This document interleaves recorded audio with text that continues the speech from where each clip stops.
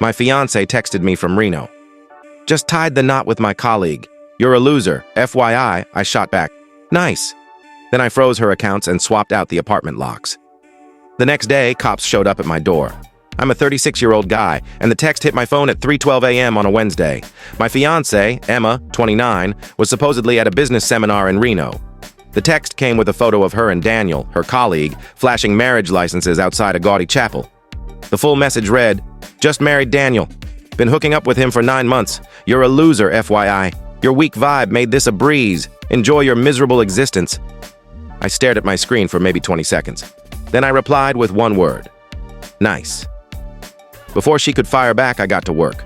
Emma might have been slick about her affair, but she was clueless with money. Everything was in my name. The apartment, the main bank accounts, even her credit cards were just secondary cards on my accounts. By 3:40 a.m., I'd canceled all her cards, updated every password she had access to, removed her as a secondary user on all accounts, and called a 24/7 locksmith. Cost me $250, but worth every penny. I saved screenshots of everything. The locksmith showed up at 4:30 a.m. By 5:30 a.m., new locks were in place. I even reset the building's entry code. Then I crashed. Woke up at 7:45 a.m. to loud banging on my door. 2 police officers stood there looking irritated. "Sir, we got a report about a domestic issue. Your fiancée claims you locked her out of her home." I showed them the Reno marriage text. "She's not my fiancée anymore. She married someone else 6 hours ago." The older cop's eyes widened. The younger one stifled a grin. "She's saying you took her money and belongings." "Officers, I've got proof this apartment is mine, bought before we got engaged. The credit cards were in my name. She was just a secondary user. I haven't touched her stuff." They asked to see the text. I showed them my phone, timestamps and all. The older cop exhaled heavily. "Ma'am," he said into his radio, "you'll need to sort this out with a lawyer. We can't make him let you in if you married someone else." I heard Emma's voice crackling through the radio, furious. The cops left after advising me not to destroy her things. I assured them her stuff would be packed and ready outside. Update 1. Wow, this got wild attention. To clear things up? Yes, this is real. No, we don't have kids, thankfully. Yes, I'm hiring a lawyer. So Emma showed up that evening with Daniel, her mom, Patricia, and her brother, Mark. Daniel looked like he regretted every life choice. Guess the Reno thrill faded fast when he realized his new wife had no money or home. They tried everything.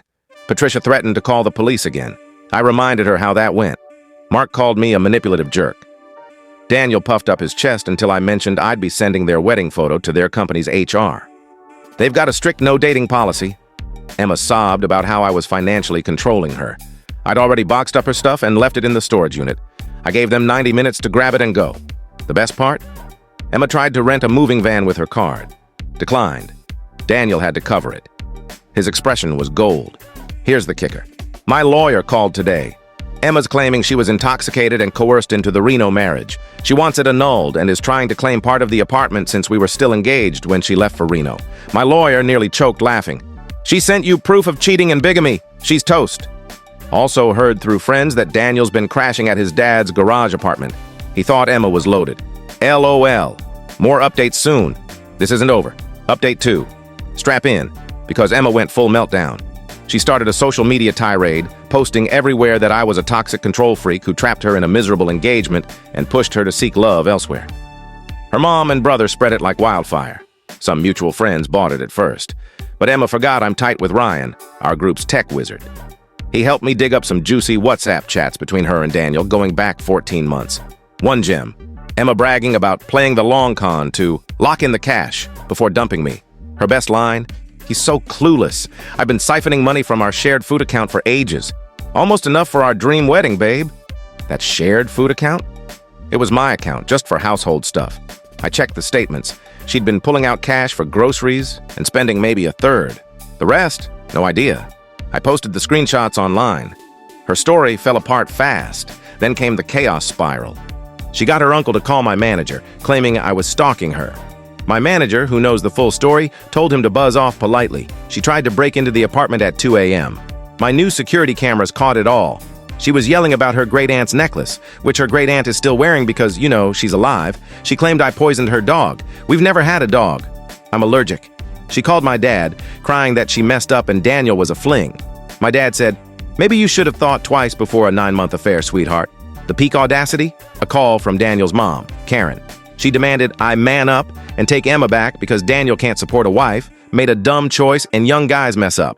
I asked if she was really asking me to take back a cheater so her son could dodge responsibility. Well, when you say it like that, you sound heartless. Relationships are about second chances. I hung up. Last night, Emma texted from a coworker's phone. You destroyed my life. Hope you're proud. I replied, I'm doing great. Thanks for asking. Blocked that number too. Tomorrow's the first breakup hearing. My lawyer says it'll be a slam dunk since she committed bigamy. Can't wait.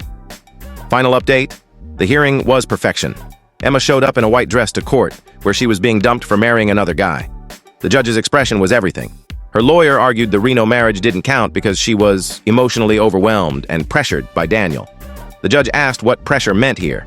He made promises, convinced her leaving her engagement was her only path. My lawyer stood up. Your Honor, I have 82 pages of WhatsApp messages showing the defendant orchestrating this for over a year. The judge read them, his face shifting from neutral to repulsed to slightly entertained.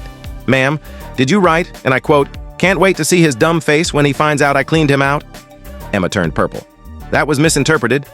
What interpretation makes that okay? Crickets. The breakup was finalized.